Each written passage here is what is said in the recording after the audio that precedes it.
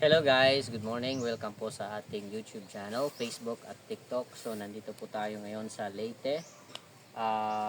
Itutur ko po kayo dito sa aming Agarwood Farm. Ang aming mga tanim po ay malasenses or tinatawag nating lanete.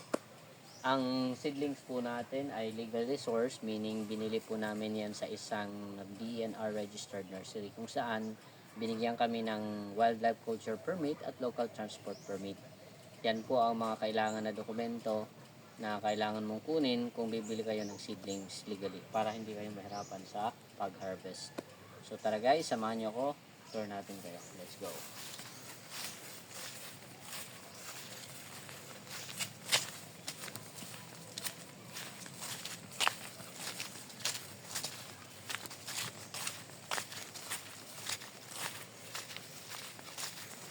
So, kung mapapansin nyo, sa paligid may mga nyog. Yan.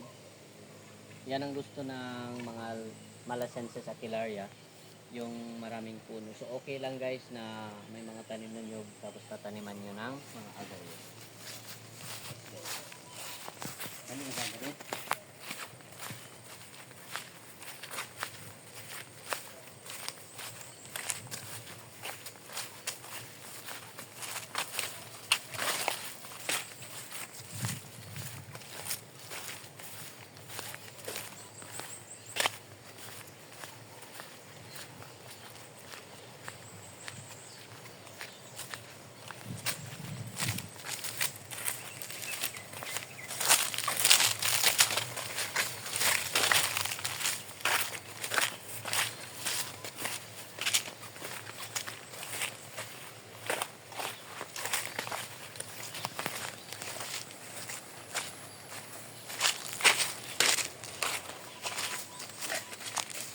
Okay guys, so nandito na po tayo sa ating mga Agarwood Farm.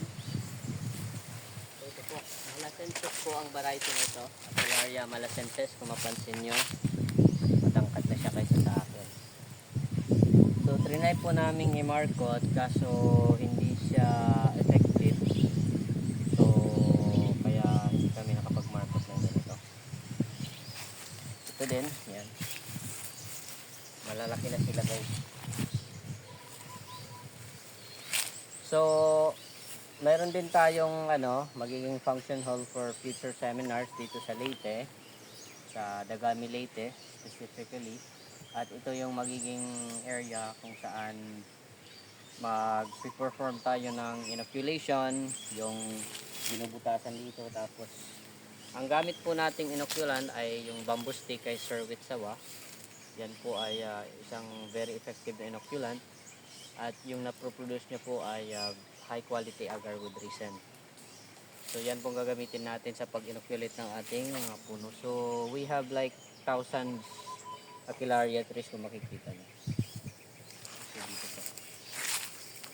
So kung mapansin nyo, yung iba malalaki, yung iba maliliit. Pero magting edad lang ito sila.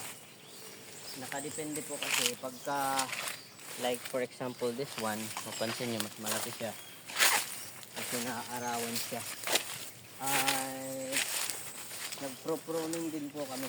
So kung mapansin nyo, ito malaki siya, di ba? Tapos ito maliit, pero same age lang sila.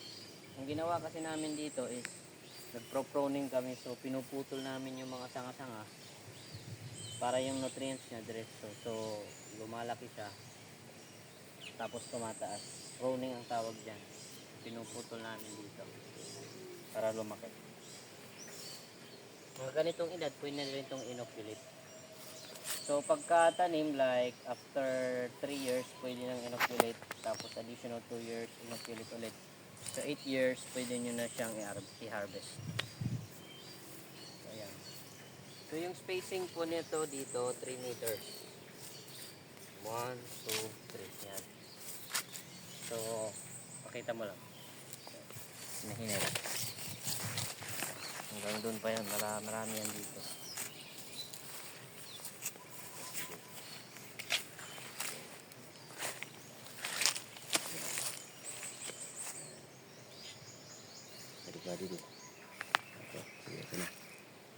So, yun lang guys, sa mga gustong mag Agarwood Farming, message niyo po ako sa aking Facebook account, sa aming FB page. Pwede rin kayong tumawag sa aming numero 0992-645-2812.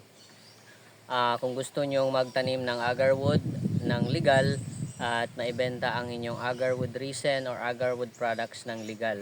Legal lang po tayo, bawal kasi sa atin ang illegal, mahirap na, di ba? So kailangan lang, unang requirement, kailangan mayroon kang lote na titled lot.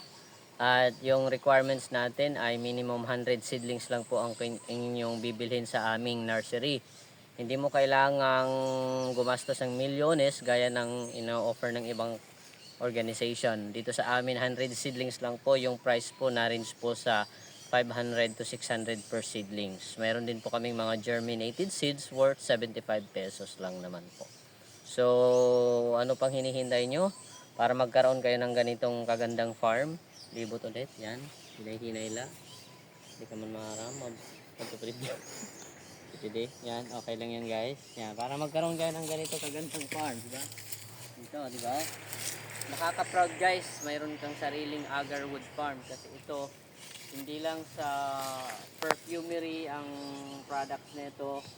Mayroong agarwood tea, may agarwood soap, may agarwood coffee, tsaka yung oil, yan yung pinakamahal nito for perfumery. So ano to, magandang investment ito guys, okay, kumpara sa ibang crops. So what are you waiting for guys? Mag agarwood farming na kayo. Kung wala pa kayong lote, meron ako mga binebentang lote na mura lang dito sa Leyte. We have 25,699 square meters. Gilid siya ng kalsada for only 70 pesos per square meter. Clean OCT title.